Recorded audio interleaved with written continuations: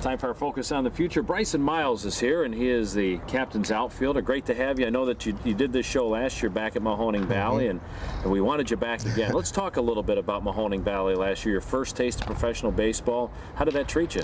It was great. You know, the Indians, they really seem like they like to emphasize, you know, having that first, good year, that good experience that first year. And, having Wally, Coach David Wallace back around for the second year, it's great. He was a great person to play for last season. He taught me a lot. I learned a lot in the couple months that I was at Mahoning, and I'm ready to learn even more the second year with him. What were some of the biggest things that you learned from him?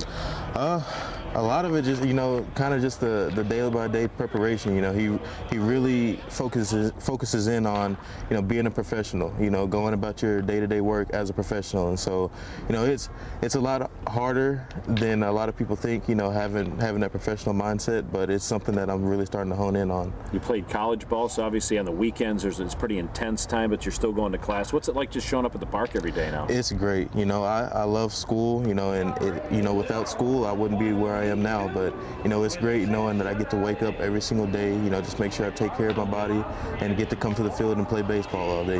From the time that I first picked up a baseball, it's something that you dream about as a young kid, and now I'm actually getting to live that life, so it's great. Tell folks what college you went to and what you were studying there. I went to Stephen F. Austin University. It's in Nacogdoches, Texas, and I was a kinesiology major. So are you one of those guys that subscribes to Texas being the greatest country in America? It is. I think it is. But you seem to have a joy when you're out there playing as well. Playing the outfield, we've seen you play a couple different positions. You like one over the other? I love center, but I really just want to be in the lineup.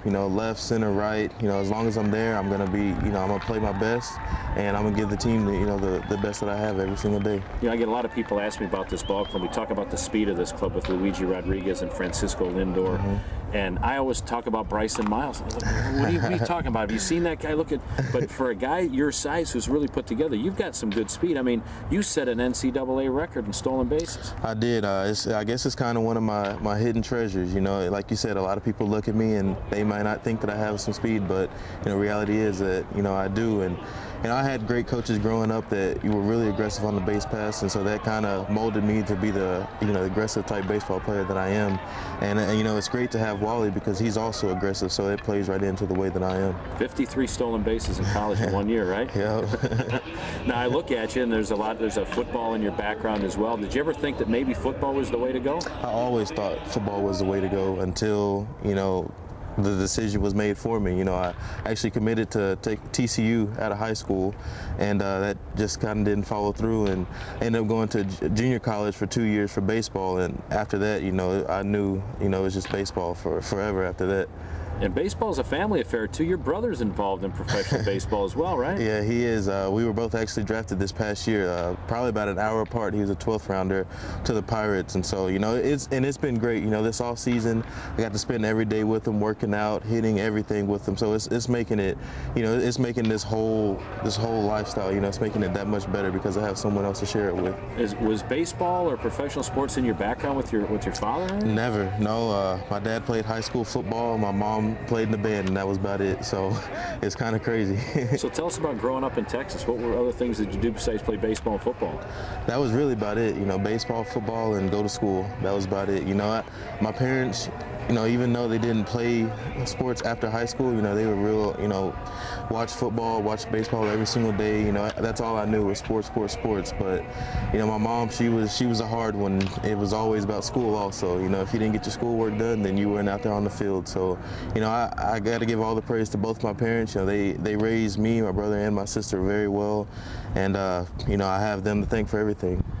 Is there a little friendly rivalry between you and your brother now? Just so you check into your stats and things to see who's doing better? We try not to, but in reality, but that makes it great. We're a very competitive family, but also we're a loving family. I want him to go out there and one up every one of my stats, and at the same time, he wants me to do the same thing. So it's good. You wanna go out there and perform for yourself, but whenever you have someone else that's rooting you on and also competing against you, it makes it that much better. Well, you played short season last last year at Mahoning Valley.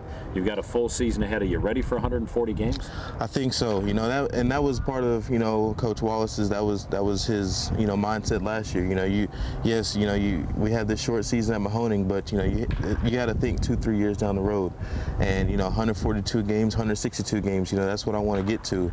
And so, but all of this, you know, my time in Lake County and wherever else I play at, you know, that's all in preparation for that.